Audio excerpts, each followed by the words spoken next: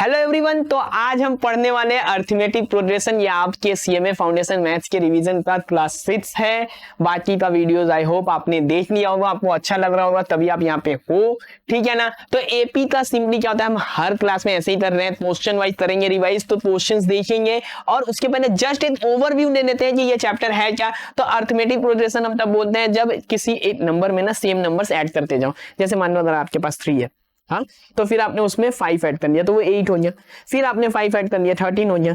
इसको थोड़ा अच्छे से समझते हैं। मान लो आपका सैलरी जो है ऐसा बोल दिया जाए कि एवरी मंथ इंक्रीज होगा 100 रुपीज से, तो आप अगर आपका आज का सैलरी अगर 1000 एवरी मंथ, फर्स्ट मंथ में आपको 1000 मिलता है, सेकेंड मंथ में आपको 1100 मिलेगा, 100 से इंक्रीज हो रहा है, थर्ड मंथ में आपको 1200 मिलेगा। ऐसे से आपसे पूछा जाए कि बाबू 5 साल बाद तुम्हारा सैलरी क्या रहेगा, तो वो निकालने में आपको हेल्प करेगा अर्थमेटिक प्रोग्रेशन। अगर ये पूछा जाए कि 5 साल तक ये सैलरी ना, तुम अभी इंटर्न हो, मान लो तुमको सैलरी मिल रहा है, स्टाइपेंड मिल रहा है, इस पैसे को तुम वहीं पे जमा कर रहे हो विथ नो इंटरेस्ट, अपने घर पे वो होता है ना पिगी बैंक, उसमें डाल रहे हो, तो टोटल अमाउंट कितना हो जाएगा, उसको निकालने में हेल्प करेगा आपको अर्थमेटिक प्रोग्रेशन। तो अर्थमेटिक प्रोग्रेशन आपको बहुत हेल्प करने वाला है, ठीक है, तो अच्छे से समझेंगे। तो क्या होता है इसमें, अगर आपको nth निकालना है ना, तो a plus n minus 1d।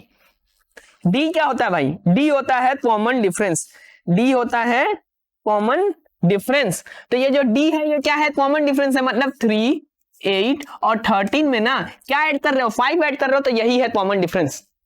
समझे बात। और इसका अगर मुझे nth टर्म निकालना है तो मैं लिखता हूं a plus n minus 1d, और सम निकालना है तो n/2 first and last term.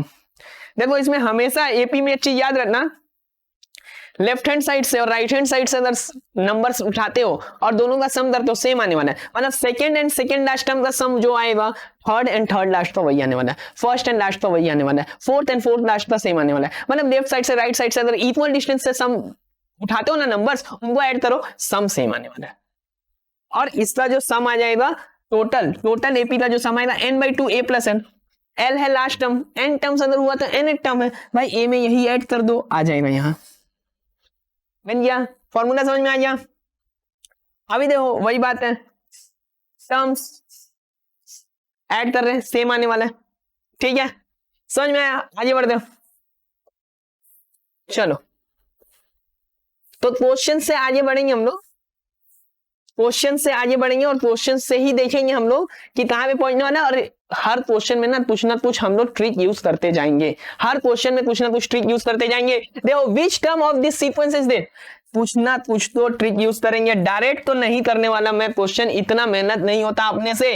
तो लास्ट वाला टर्म होता है एल, माइनस में करोगे ए, डिवाइडेड बाई तुम करोगे, ठीक है, यहां पे क्या निकालना है, n निकालना है, डिवाइडेड बाई करोगे d, कर दोगे +1, हो जाएगा तुम्हारा n।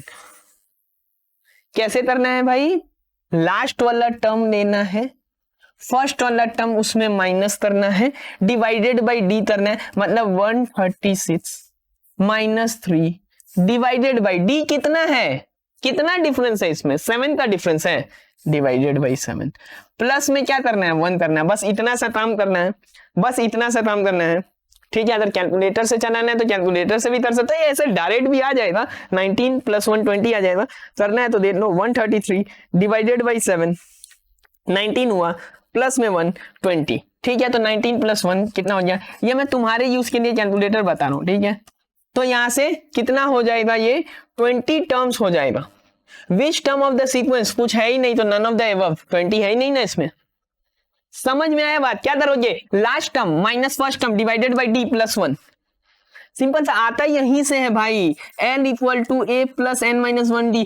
ट्रिक कुछ होता नहीं है, सम के हिसाब से चीजों को घुमाया जाता है, इसको l - a किया, n माइनस 1d, चल ना भाई, l - a divided by d, n minus 1, इस -1 को यहां ले आ जाओ +1, तो ये n के लिए एक अलग सा फॉर्मूला हो गया, जिससे मेरा डायरेक्ट चीज बन जाएगा, जो प्रिंसिपल फॉर्मूला उसी को इधर उधर करके हम लोग ट्रिक निकालते हैं, ठीक है। चलो नेक्स्ट क्वेश्चन देखते हैं, लिखते जाना, जिसको स्पीड लगे वो थोड़ा स्लो कर लेना, बार बार एक ही बात बोलता हूं मैं। और चैनल को अभी तक नहीं सब्सक्राइब किया तो कर लो भाई, अब कब करोगे, ठीक है। फिर से देखो वैसा ही बात है, फिर से वैसा ही बात है कि यहाँ पर 56 है और यहाँ पर है 2, तो 56 अब तो ज्यादा लिखना ही नहीं है, 56 माइनस 2 डिवाइडेड बाई क्या है ये 3 है ना, प्लस में क्या करना है 1 करना है। बता भाई इससे इजी क्या मिलेगा तुमको, सारा क्वेश्चन का जेपी का मैं ट्रिक बताने वाला हूं। तो 56 माइनस 2 54 डिवाइडेड बाई 3 18 आएगा, कैलकुलेटर चला लेना, ये हो गया 19, क्वेश्चन खत्म। देख क्वेश्चन पढ़ने में जितना टाइम लगता है ना उससे कम टाइम में क्वेश्चन सॉल्व होने वाला है तुम्हारा एपी का, सीधा सा बात है। Last term minus first term divided by D plus 1, ठीक है, समझ में आ रहा है, अच्छा लग रहा है, आगे बढ़ो, लाइक करते हुए आगे बढ़ना है। हाँ अच्छा लग रहा है, हमें भी बताओ जी तुमको अच्छा लग रहा है।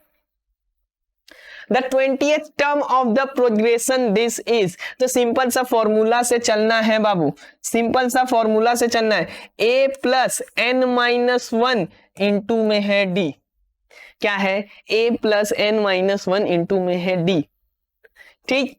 तो जितना भी टर्म है उससे a कम करके d मल्टीप्लाई करना है। a क्या है, a क्या है, पहला टर्म है a है, हाँ ये 9 नहीं है, तो a है 1, यहां है 19, यहां करेंगे मल्टीप्लाई, 4 माइनस 1 है ना भाई d, a2 क्या है सेकेंड टर्म कितना है 4 है, a1 क्या है 1 है फर्स्ट टर्म, इन दोनों का डिफरेंस a2 माइनस a1 क्या है 4 माइनस 1 ये है 3, ठीक है।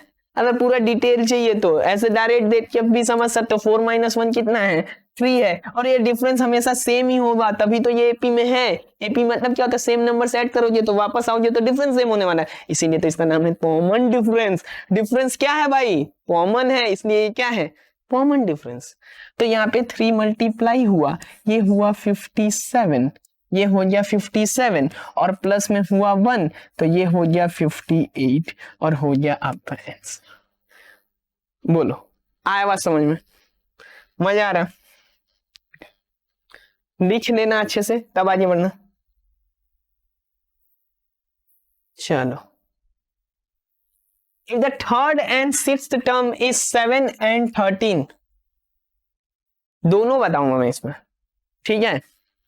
एक तो कैसे बनाना है क्योंकि इसका बहुत डिफरेंट तरह का इसमें क्वेश्चन आ सकते हैं, और एक कॉमन डिफरेंस ना तुम देखते आंसर बता दोगे वो भी बताने वाला हूं, मतलब समझ लो ना एग्जाम में मजा आ जाने वाला तुमको, क्योंकि इसका आंसर ना देखते बता दोगे, तुम देखते इसका आंसर बता दोगे कि थर्ड टर्म है सिक्स टर्म है। पहले बता देता हूं आंसर क्या होने वाला है, पहले बता देता हूं आंसर क्या होने वाला है भाई। छठा टर्म और तीसरा टर्म 6 और 3 का डिफरेंस कितना है बताओ तो, 3 है ना डिफरेंस, इन दोनों का डिफरेंस कितना है 6 है, इन दोनों के डिफरेंस से इसके डिफरेंस को डिवाइड करो आ जाएगा कॉमन डिफरेंस, कितना है 2, आंसर खत्म, इतना ही है ये। इन दोनों के डिफरेंस से इन दोनों के डिफरेंस को डिवाइड करो आ जाएगा कॉमन डिफरेंस। चलो बनाते कैसे वो भी समझ लो। थर्ड टर्म को लिखोगे a प्लस 2d और छठा वाला टर्म को लिखोगे a प्लस 5d,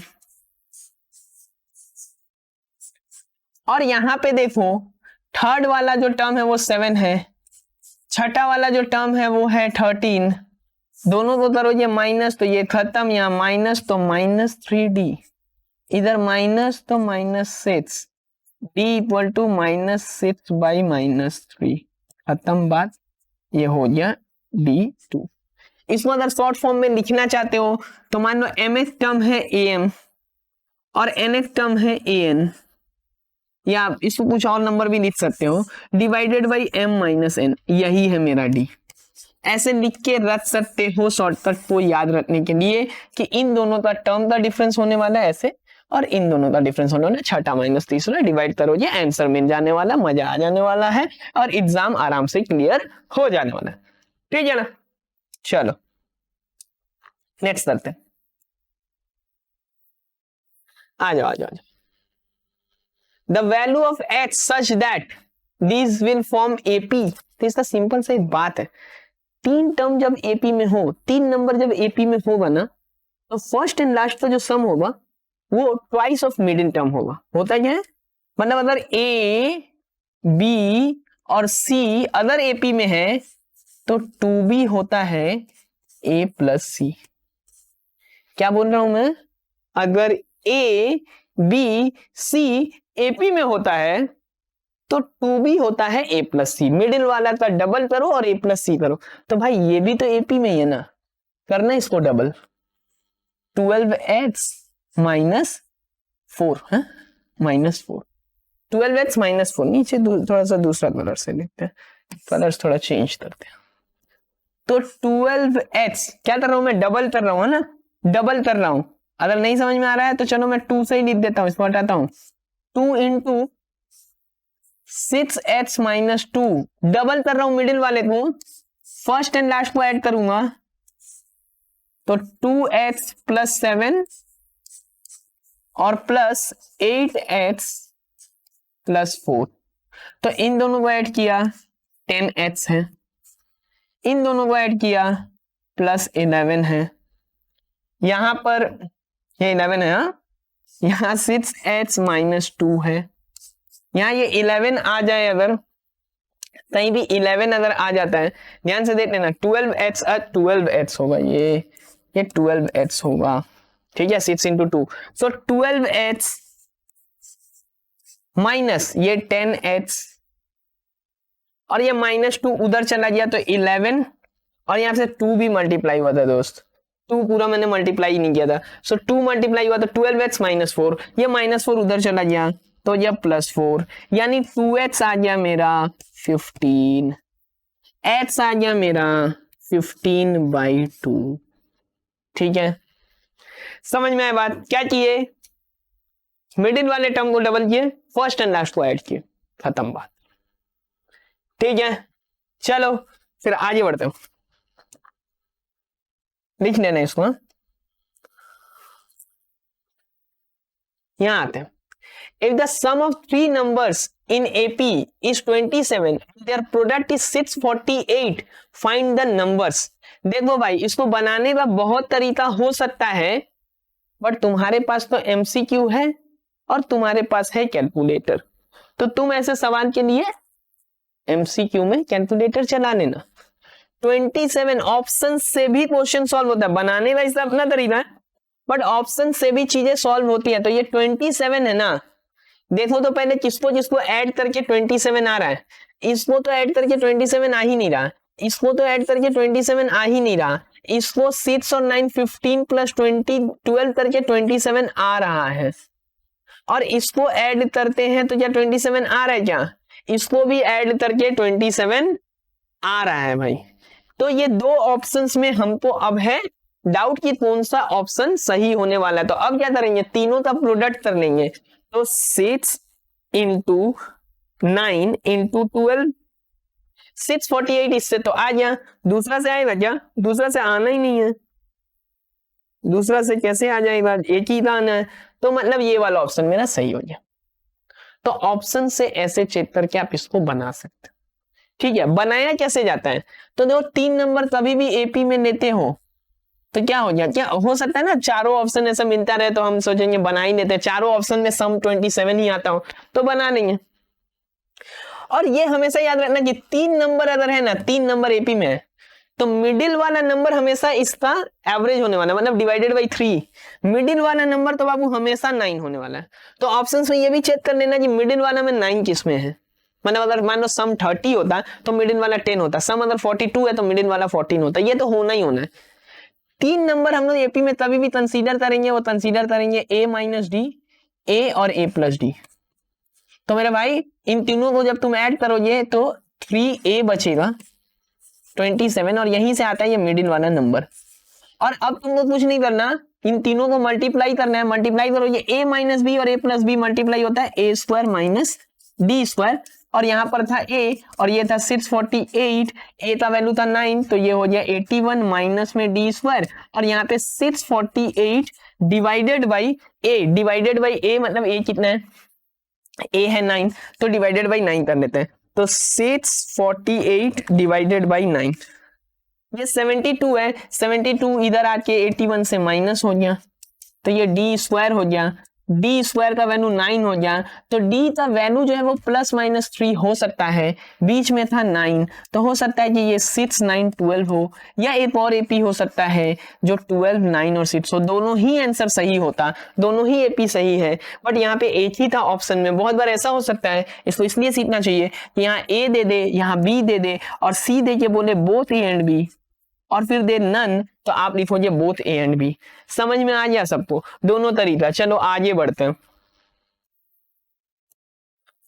चलो थोड़ा जल्दी जल्दी आगे बढ़ते हैं। तो find the sum of the series. तो सबसे पहले तो भाई इसमें हमको n निकालना पड़ेगा, तब ना सम निकालेंगे। तो n निकालने के लिए क्या करेंगे हम लोग, क्या करते हैं, n निकालने का तो सिंपल सा तरीका बताया था ना। क्या बताया था, लास्ट वाला जो टर्म है उसमें माइनस करना है फर्स्ट वाला टर्म, डिवाइडेड बाई जो d है यानी कि 3 है, और +1 कर देना है। इतना ही काम है। तो चलो बाबू ये कितना हो गया, 150 हो गया, डिवाइडेड बाई 3 किया, 150 डिवाइडेड बाई 3 50 हो जाएगा, और +1 करोगे तो 51 हो जाएगा। अब अगर n पता है, फर्स्ट और लास्ट पता है, तो सम का फॉर्मूला होता है n/2 a + l, a + l। तो n/2 जब करेंगे तो ये हो जाएगा मेरा, कितना था ये 51/2। फर्स्ट एंड लास्ट टर्म का समेशन है 2 + 152, 2 + 152 हो जाता है 154। तो बाबू आ जाएगा 154 इंटू 51 डिवाइडेड बाई 2, ठीक है, 3927, 3927 डिवाइडेड बाई 2 हुआ था क्या, a + l है, यहां पे 51 ही आया था ना। आंसर गलत है क्या इसका, आंसर मतलब ऑप्शन हो सकता है गलत हो। 152 जो है वो लास्ट टर्म है, फर्स्ट टर्म आपका 2 है, तो आपने सब्ट्रैक्ट किया, डिवाइडेड बाई 3 किया, +1 किया, तो 51 तो n का वैल्यू आना ही है। 51/2 हो गया, फर्स्ट एंड लास्ट का हमने सम किया है, तो कितना हो रहा है भाई 154 इंटू 51, कितना हो रहा है ये 7854। एक्चुअली ये बाई 2 नहीं किया गया है यहाँ पे, ठीक है ना, बाई 2 होना पड़ेगा। तो सम जो है वो एक्चुअली जो आंसर है वो आएगा, जो इन ऑप्शंस में नहीं है वो आएगा 3927। आंसर जो आएगा वो 3927 होगा। ऑप्शंस को बनाते टाइम हो सकता है यहाँ पे डिवाइडेड बाई 2 करना छूट गया हो, ठीक है। तो आंसर जो है इन ऑप्शंस में नहीं है, यहाँ पे 3927 होने वाला है, ठीक है। तो क्या होगा, ये एड अप करोगे, दोनों को ऐड किया 154 एंड n/2, n/2 करना है मतलब 51, तो n आ ही रखा हुआ है, 3 ही है यहाँ पे, तो यानी ये होने वाला है वही वाला चीज, ठीक है। तो चलो ये इसका जो सम है वो 51/2 और यहाँ पे 154 से ये वाला वैल्यू 3927 आ जाने वाला। चलो ठीक है, ये समझ में आ गया होगा। चलो आगे बढ़ते हो जाता है कभी कभी ऑप्शंस लिखने में। The first and the last term of an AP is -4 and 146 and the sum of the terms is 7171। तो भाई यहाँ पे सम कितना है 7171। फर्स्ट एंड लास्ट टर्म का सम कितना है n/2। First and last term का सम कितना है 142, क्योंकि ये 146 है और एक -4 है, तो ये है 142। और जो सम है, क्योंकि क्या था फॉर्मूला मेरा Sn का क्या था n/2 a + l, तो n/2 a + l में ये वाला चीज आने वाला है। 142 इससे डिवाइड कर देंगे तो 71 हो जाएगा, इसको यहां से डिवाइड करोगे तो ये 101 हो जाएगा। आप डिवीजन कर लेना कैलकुलेटर से, ठीक है। मैं इसके लिए तो नहीं यूज करने वाला कैलकुलेटर, आप बस डिवाइड कर लेना कैलकुलेटर से, ठीक है। तो n का वैल्यू हो जाने वाला है 101। तो अब चलेंगे आगे बढ़ेंगे। क्या फॉर्मूला ही तो सिंपल सा था, इस क्वेश्चन में सम दिया हुआ था, बस आपको क्या ना क्वेश्चंस देख के ये दिमाग में बैठाना पड़ेगा कि सम का कौन सा फॉर्मूला बैठा है। तो भाई फर्स्ट एंड लास्ट जहां दिया हो ना वहां पे ये बैठा दो, फर्स्ट एंड n दिया हुआ हो बस, तो आप फिर वो वाला फॉर्मूला बैठाओगे 2a + n-1 और d वाला। चलो आगे बढ़ते हैं।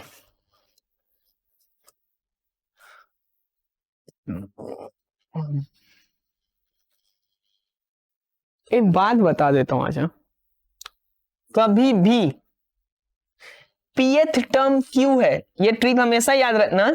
अगर pth टर्म q है और qth टर्म p है तो p प्लस qth टर्म 0 होने वाला है। अगर pth टर्म q है qth टर्म p है तो ये 0 आने वाला है, p प्लस qth टर्म। मतलब क्या है, अगर 10th टर्म 15 है और 15th टर्म 10 है, एकदम से दिमाग में रख लो ये, तो 25th टर्म जो है वो 0 होने वाला है। अच्छा सर, अगर एग्जाम में 27th टर्म पूछ देता तो हमको पता है ना 25th टर्म 0 होने वाला है। एक बात और याद रखना है, ऐसा केस में d का वैल्यू -1 है, d का वैल्यू -1 है। अब अगर d का वैल्यू -1 है तो यहाँ से जितना ज्यादा टर्म निकालना है उतना -1 डाल दो। मतलब अगर यहाँ पे 30th टर्म पूछ देता तो हम क्या करेंगे भाई, -5 कर देंगे। मतलब सर यहाँ पे p प्लस q प्लस 1 एक टर्म पूछ देता, एक टर्म आगे पूछ देता तो मेरा आंसर -1 हो जाता। समझ में आया बात? तो अगर p टर्म q है, q टर्म p है तो मेरा आंसर क्या है, 0 है। एकदम से दिमाग में रखना ये बात, ठीक है ना। आगे बढ़ते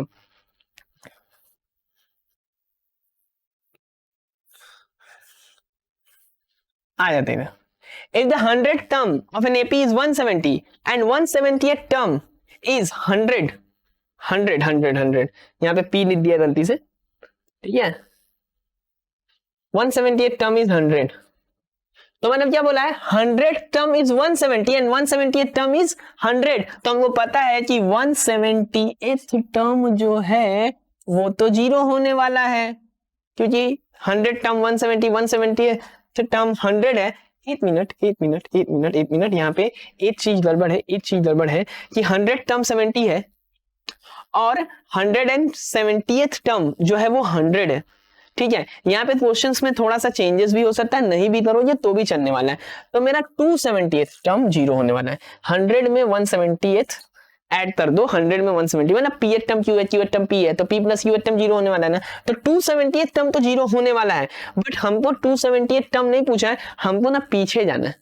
आगे जाने में माइनस किए थे तो पीछे आने में ऐड करना पड़ जाएगा, क्योंकि d -1 है, d -1 है। भाई कितना पीछे आना पड़ सकता है, यहाँ पे कितना पीछे आना पड़ सकता है, 270 से 175 तो 95 आगे आना पड़ सकता है। यानी इसका आंसर जो आना चाहिए वो आना चाहिए 95, ठीक है। क्योंकि इसमें 95 ऐड करने से हम लोग क्या 270 पे पहुंचेंगे ना एकदम से। तो यहाँ पे जो क्वेश्चन फॉर्म होना चाहिए था वो एक्चुअली होना चाहिए था कि 100th टर्म जो है वो 70 है और 70th टर्म जो है वो 100 है। समझे बात? क्वेश्चन क्या होना चाहिए था, मिसप्रिंट है थोड़ा। 100th टर्म जो है वो 70 है, 70th टर्म जो है वो 100 है, फिर 175th टर्म क्या होगा। तो अगर 100th टर्म मेरा 70 हुआ, 70th टर्म मेरा अगर 100 हुआ तो 170th टर्म मेरा 0 होगा, और 175th टर्म अगर लेना है तो -5 कर देंगे। 5 आगे बढ़ रहे हैं तो यहाँ पे ये हो जाएगा मेरा -5 आंसर। लेकिन अगर यहाँ पे हमको ठीक से ये पूछा रहता, क्वेश्चन में 175 है और यही क्वेश्चन होता तो फिर आंसर 95 होना चाहिए था, क्योंकि आगे बढ़ोगे तो माइनस, तो पीछे आओगे तो प्लस से जाना पड़ेगा, ठीक है। तो 95 पीछे जाना है, तो यानी यहाँ पे मेरा 95 आता आंसर, ठीक है। चलो आगे बढ़ते हैं।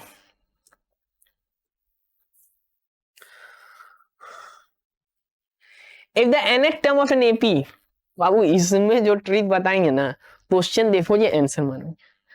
कभी भी अगर ध्यान से सब लिख लो एक जगह पे साइड में, जो जितना ट्रिक बता रहे ना, एग्जाम के पहले मेरा याद आएगा और एग्जाम के बाद भी कि क्या बता के गया था मैं।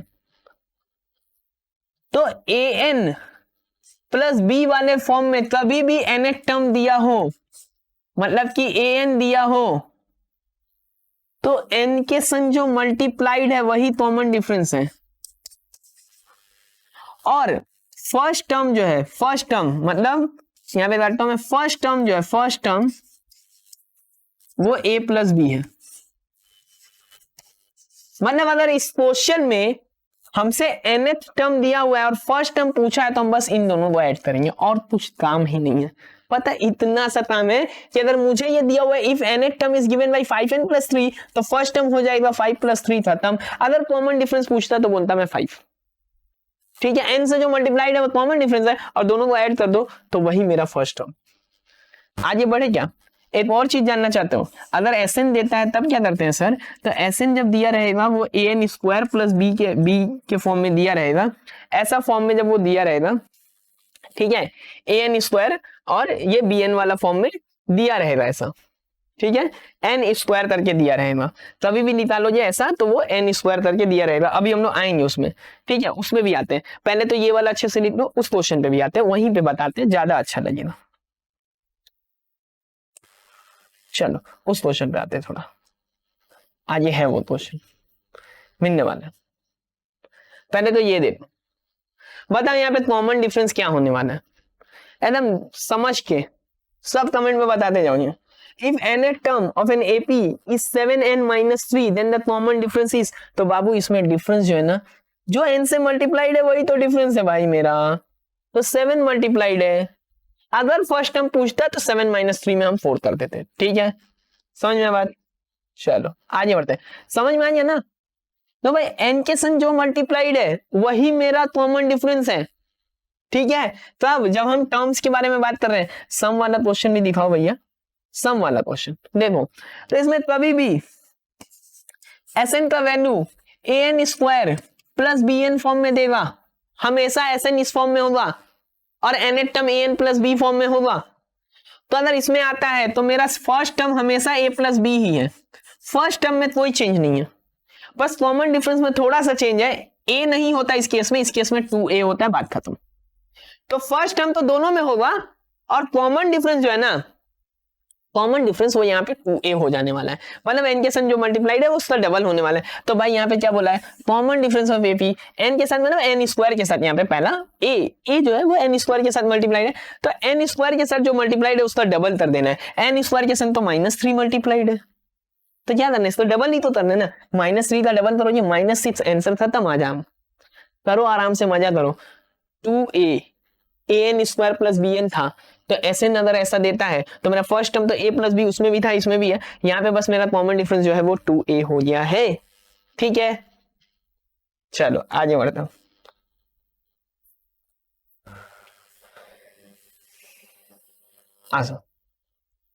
चलो आते हो। The sum of n terms of an AP is given by, फिर से वैसा ही बात है, इसका आंसर आपको कमेंट में बताना है कि इसका फर्स्ट टर्म क्या होने वाला है, ठीक है, इसका आंसर आप कमेंट में बताओगे और ये भी बताते जाओ कि वीडियो आपको कैसा लग रहा है, ये लेक्चर से आपको कितना फायदा हो रहा है, कितना रिवीजन हो रहा है, अच्छे से देख लो क्वेश्चन, ठीक है ना। इस क्वेश्चन का आपको आंसर बताना है कमेंट में, ठीक है ना। 14 नंबर का आंसर बताना है कमेंट में। और कुछ बचा है क्या, और एक बचा हुआ है, अर्थमेटिक मीन ऑफ 23 एंड 87, तो कभी भी अर्थमेटिक मीन निकालना है, दोनों को ऐड करो, दोनों को ऐड करो और डिवाइडेड बाई 2 कर दो, सिंपली दोनों को ऐड करो, ये जो आएगा डिवाइडेड बाई 2 करो, ये आ गया 55 आपका आंसर, ठीक है। इतना ही था AP का सारा ट्रिक, अच्छे से लिख लेना, अच्छे से समझ लेना, क्योंकि ये वाला पोर्शन से जब आएगा ना टाइम नहीं लगने वाला, सीधा क्वेश्चन देखो ये आंसर होना, ठीक है। अब मैथ्स धीरे धीरे आसान लग रहा होगा, हम लोग 6 क्लासेस कर चुके हैं रिवीजन, ठीक है, आगे अभी और पूरा होने वाला है, तो ज्यादा से ज्यादा लोगों को शेयर कर दो हाँ एग्जाम के पहले, ताकि उनका भी दुआ मिले, तुमको अच्छा चीज समय बांटो भाई, ठीक है। आज के लिए इतना ही, थैंक यू।